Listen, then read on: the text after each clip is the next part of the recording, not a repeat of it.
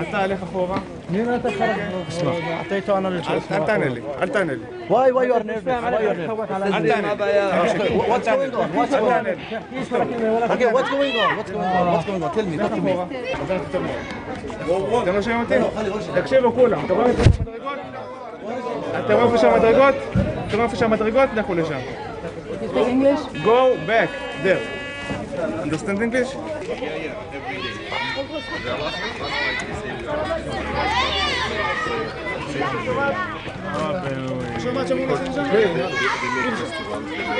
הלו.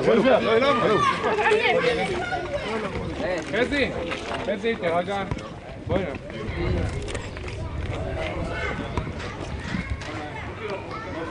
براء اطلع من عندك بلا شيء. اوكي. اوت. ايه دود موف اوت. Thank you.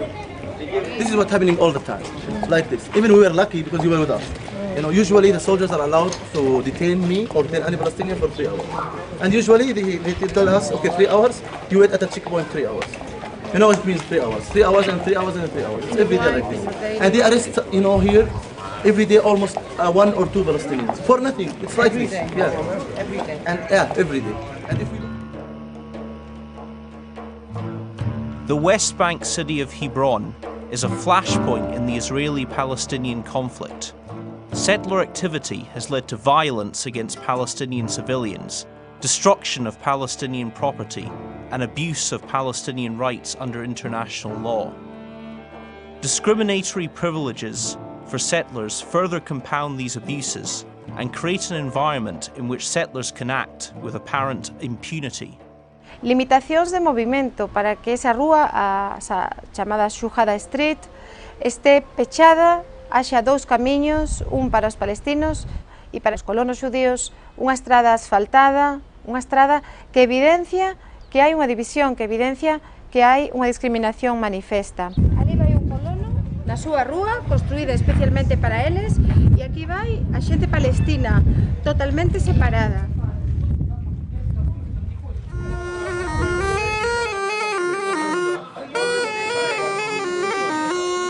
On vient donc de traverser Hébron, on a vu que c'est une ville magnifique qui a un potentiel économique énorme et ce potentiel n'est pas du tout mis en valeur. Les gens sont dans une situation de souffrance énorme et ensuite quand on franchit cette ligne de démarcation, on voit de l'autre côté un endroit désert, enfin tout ça est irréaliste.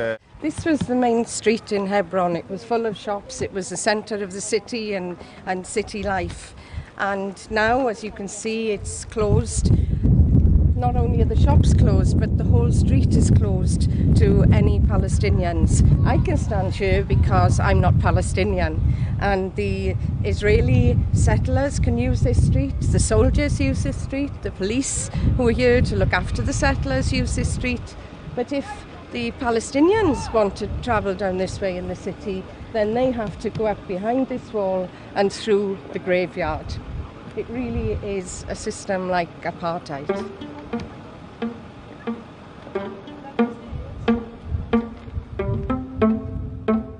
They destroyed many shops in 2000 and they rebuilt them again, but the army kept them closing. And then when the shop closed, he lost everything. انت لما سكروا الدكان خسرت كل دخلك.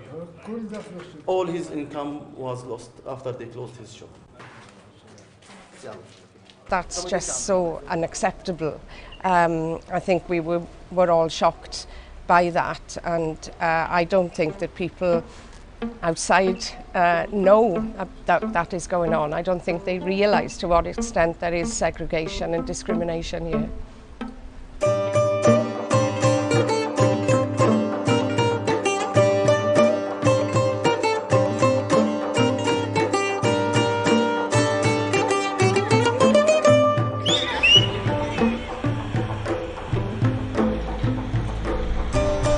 Freedom of movement is a prerequisite for accessing basic human needs such as healthcare, education, government institutions, workplaces, and for maintaining social, cultural, and family ties. the Israeli army has enforced systematic movement restrictions, which have become effectively permanent in some cases.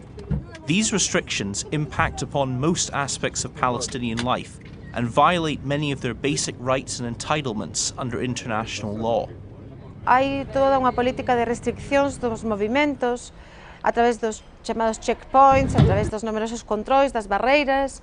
Hai nada máis e nada menos que no territorio palestino 521 unidades, espazos físicos, impedimentos que fan cada día para ir á escola, para ir traballar, para ir ver a un familiar, teñan que pasar eses controis. Nós mesmos tamén os vimos, os sufrimos, e dende logo pois foi un exemplo do que pasa e sufre diariamente o povo palestino. In the 2 days that we travelled, we were stopped at checkpoints. Once having to get off the bus, and the bus was searched. The second time we didn't have to get off the bus, but we were stopped and held up in a checkpoint. That was us, visitors, not living here, but still having our schedule disrupted by the checkpoints. People living here, of course, have that all the time, every day, several times a day. Israeli checkpoints in the occupied West Bank have become part of everyday life for the thousands of Palestinians who must pass through them daily. They are a form of collective punishment, turning Palestinian cities into prisons.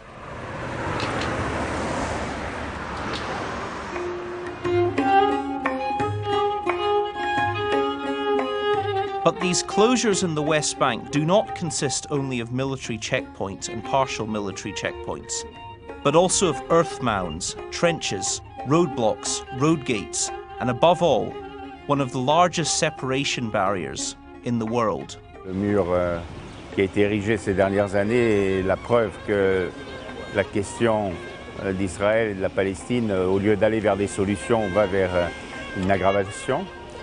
C'est un problème qui est, pour nous, il faut toucher du doigt, car on voit bien comment la réalisation de ce mur symbolise l'impasse politique dans laquelle Israël enferme la question palestinienne et dans laquelle, en même temps, elle enferme tout l'ensemble méditerranéen et toute l'Europe, car l'ensemble méditerranéen, c'est un espace qui est décisif pour l'avenir de l'Europe. Tivemos a ocasión de ver o muro da vergoña, de ver como divide a poboación palestina, de ver como fai unha división entre israelíes e palestinos, de ver como se estenden 700 kilómetros por todo o país, como divide familias, como divide vidas, como divide a economía.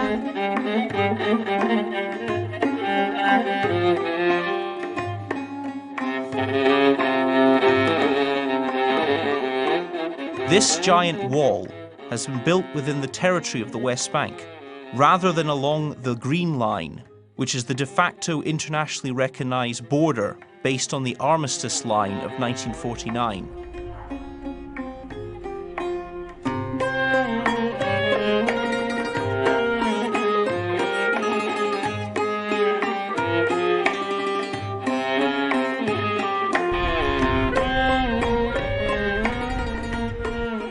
Many Palestinian communities have been divided, or in some cases, whole neighborhoods have been completely cut off from the rest of Jerusalem by the route of the wall.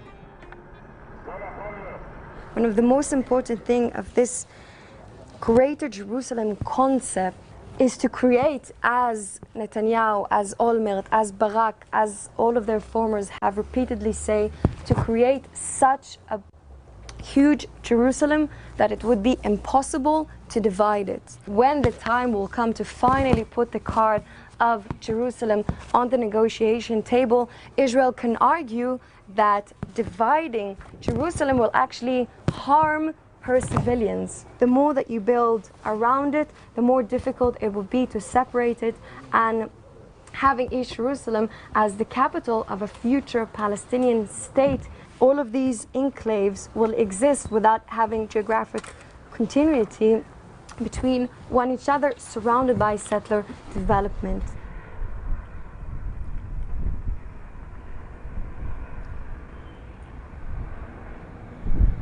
Et la politique L'établissement des colonies par Israël crée des situations intenables, on l'a vu tout à l'heure. Il n'y a pas un moment où on ne ressent pas des très fortes tensions, des tensions qui ne peuvent que porter en germe une aggravation des situations. Et c'est une politique tout à fait irresponsable d'Israël que de vouloir avoir au sein du futur État palestinien des colonies de population qui viennent d'Israël et qui ici compliquent la situation, créent des tensions et empêchent toute évolution pacifique du conflit. Everything is connected. You know that game Connect the Dots? It's pretty much the same thing here in Jerusalem. You see maybe a settlement here, a police station here, another settlement here, and you don't always understand why are they placed there? What's the point? But I mean, settlements is never what they seem to be. It's always what's going to surround them. And if you have a settlement, slowly you'll have another neighborhood built to this settlement, and then another settlement, and then there's a corridor connecting between the settlement, and then a road connecting between them. And slowly you see these dots connecting, expanding, and annexing all the land surrounding it. It's exactly what we can see here. 3,500 housing units planned to be developed on that area. Since 1967, Israel has established about 150 settlements in the West Bank, including in East Jerusalem, in addition to some 100 outposts erected by settlers without official authorization. In my opinion, Israel is killing the very last opportunity of two-state solution because of its expansionist policy of settlement building and land appropriation and annexation. What we face today is a possibility of the destruction of the two-states option. And the only solution then will be one-state solution. Of course, the problem is Israel is consolidating not only the longest occupation in modern history, but actually a system of apartheid that is much worse than the apartheid system that prevailed in South Africa at one point of time. Both sides, they don't make much of a progress towards this idea of a two-state solution, and this is a tragic and very sad situation. The only way to solve this occupation, to allow Israel to live in peace and security, to allow the Palestinians to have their own free state, is by the two-state solution. We have to start the solution of the two-state. Otherwise, it will be too late. We have really 1, 2, 3 years before it becomes impossible to divide the land in two. That's why we in the Labour Party, we believe that the Palestinian problem has to be solved through the Palestinian state. Otherwise, unfortunately, there will be one state for Israelis and Palestinians, and I don't think it's the best idea we can find.